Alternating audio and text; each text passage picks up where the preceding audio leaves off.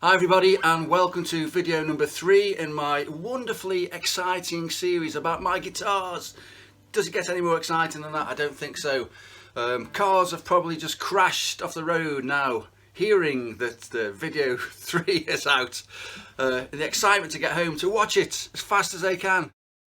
I could be wrong, but I can still rely on my trusty 1 or 2 people to watch the videos and give me a nice little comment. So it's good enough for me. We don't need cars crashing, do we? Let's be honest. Okay, so I can't deny today I kind of woke up a bit late. I did get up at about 7 o'clock, or was it about 7:30? Somebody got up early, so I jumped out of bed, made myself a cup of chamomile tea. Came down, went back upstairs, did a bit of reading. Currently reading Michael Connelly, Concrete Blonde. Quite good series of books. Read for a little bit, then did the classic. Just closed my eyes for a little bit. Woof, there you go. 12 o'clock I woke up. I was gutted. So I woke up a little bit dazed, like you are when you get up late. The day's written off. So I was watching telly. American Pickers, something like that, and then I thought I better just do something constructive, so came downstairs, thought I'd record the video.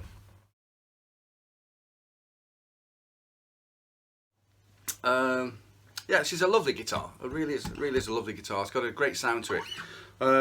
Anyway, I've just recorded a little piece. I only did about 4 takes, and I think it was the third one was the best one, videoing myself doing it, so I've kept that, so that's pretty good. So let's hear my little original composition. Let's hear it now, and then we'll come back and we'll hear me talk about this guitar. Okay, here's the music.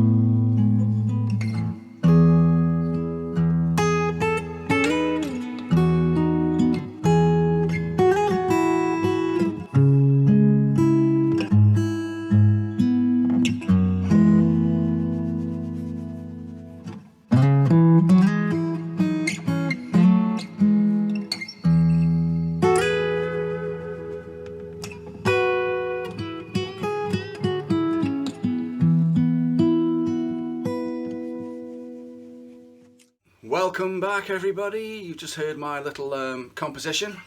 I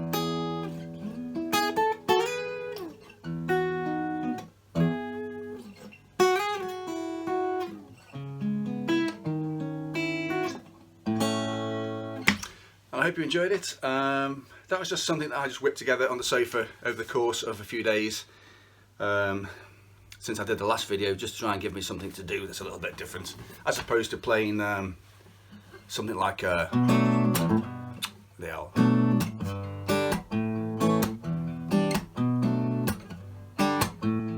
Which anybody who knows me may well have heard me play these chords before.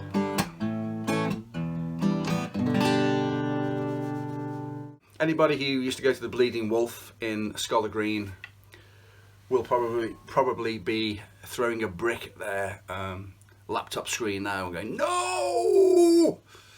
One guy from Scholar Green open mic would. Nice guy. I think I used to do it a lot. Scholar Green open mic was run by Dave Cottrell, a good friend of mine, and a lovely night there. All nice, all lovely people used to get there. Nobody trying to show off or be flash or anything, apart from Dave, of course. I used to play that song. I used to play it and sing it with Dave. Too much, to the point where as one guy, he sort of one night just said, "Good God, you know, don't play that anymore." And he had a point, you know. So I think I played it a couple of times since that moment, and he always sort of like seemed like sort of scowl, oh bloody hell. So as you can see, it's got a great sort of chimey sound to it, this guitar. It's very sort of, it's got like a tight sound, great sustain as well.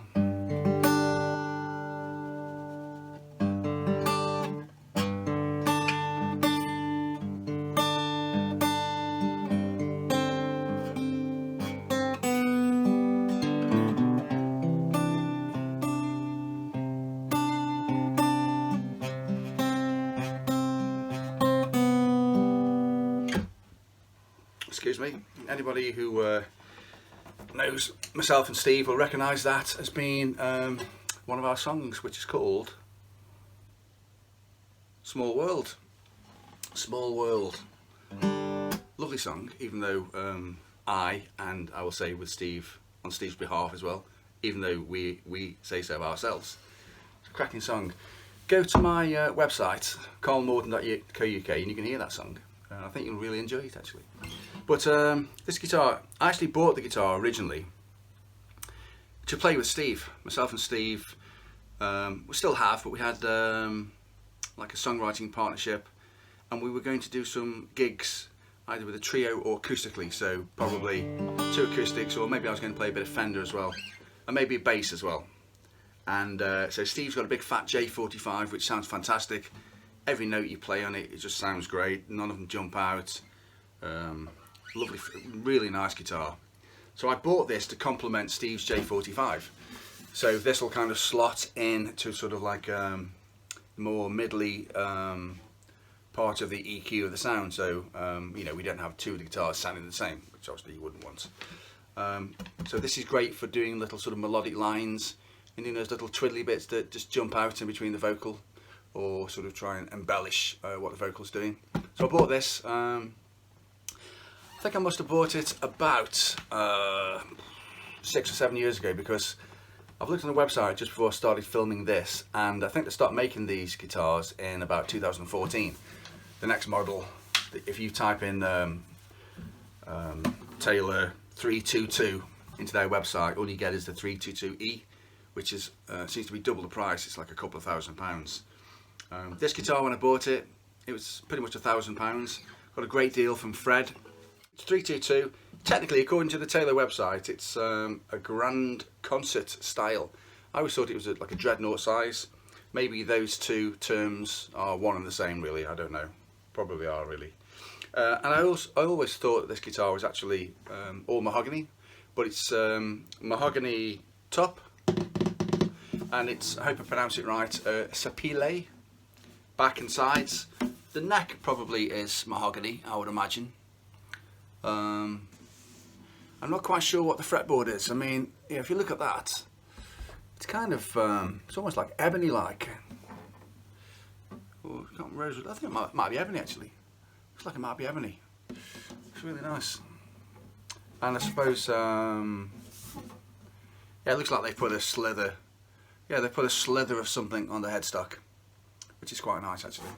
But it's a really sort of, it's a really nice guitar. It's kind of very sort of tight and compressed.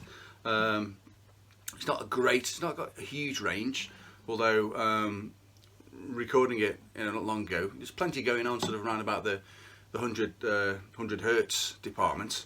You know, all the way up to sort of the usual sort of 4.5, whatever it is. But it's a very tight sound. It's nobody can hear it on that.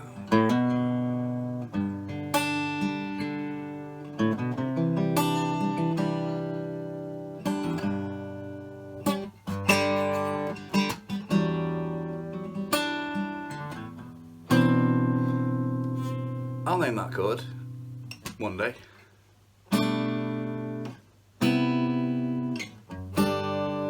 So, you know, if you sat in the room, you probably can't hear it on the iPhone, but I mean, I should have changed the strings really. I got to set out, put them on a coffee table in front of you know, where I watch telly, the sort of you know, the nerve centre of the house, and I got some new Rotor Sound Nexus strings out to whip on, but I just forgot. These sound okay actually, but this guitar's got a very sort of tight feel to it, so it almost kind of like feels like it's kind of compressed. I don't know if that's the right term for sort of acoustic style guitars. You can really sort of dig in and get a sort of a, when you sort of playing. I used to play this a lot with so you can kind of like really dig in like that.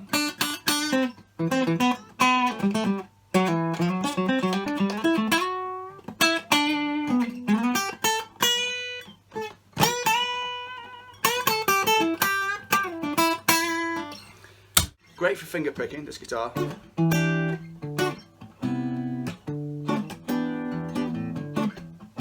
know why.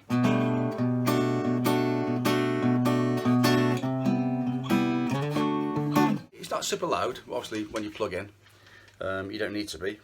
And also, you'll see here, I had to look at it to see what it is. LR bags. Can't remember what model it is. I think Paul Walker. Legendary Paul Walker from Stoke-on-Trent, Staffordshire. He put me onto this. I think I was playing one of his 5,000 Martins that he owns down at Granville's years ago, and I like the sound of this, so I put one of these in, and it sounds great. I can't really think of much else to say really, because it is what it is.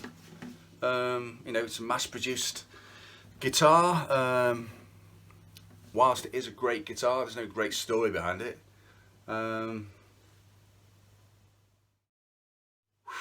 Whew, okay, I guess this has got to be the end. I'll be honest with you, I've had a bit of a headache all day. It's got worse. Plus, you know, I can't imagine anybody's actually watching the video up to this point. I mean, if you are, you know, you've got to be out of your mind. If anybody is watching the video up to this point now, comment below, leave your details. I'm going to send you some money. It's not a firm promise, but the intention is there. That's how impressed I am if you've come this far. If you like Taylor 322 acoustic guitars, then you're probably in pure heaven watching this. Right then, okay, so next video, video number 4. Doug Wilkes has kindly refretted my old faithful Fender USA Deluxe Fat Strat. Had for years, original frets. He's put some big massive chunky things on. I think they're 2.7 by 1.45 size frets, huge things. Horses would have difficulty jumping over them, they're that big. So it's a delight to play. Probably going to do a little funky backing track and funk it up a little bit. Do some funky sort of playing, a little bit of dirt, 60 seconds of funk and dirt. Oh, that'd be good. maybe enlist services of Mr. Cliff, legendary local bass player, to funk it up. And hopefully I'll get that done in the next week. That should be fun. That'll be video number 4 in my incredibly exciting, award-winning series of About My Guitars videos series, or something like that. I'm not going to script these videos at all. It's going to be made up as it goes along, so I've had complaints, but I don't care. So just have fun, try and stay positive. I'm going to go for a spin on my bike in a second and get some vitamin D from a local shop. Probably keep going for another hour, get some endorphins flowing in this silly head of mine, so I'm going to feel great for the rest of the night. Get some chamomile tea on the go, and probably have about 15 kilograms of Revels, so my migraine will kick in about midnight and I'll wake up again feeling absolutely horrendous like I did today. But I'm a very silly man. I should learn from these experiences, but I don't. Right then, okay, you guys take care, see you very soon, have fun. Video number 4 is on its way.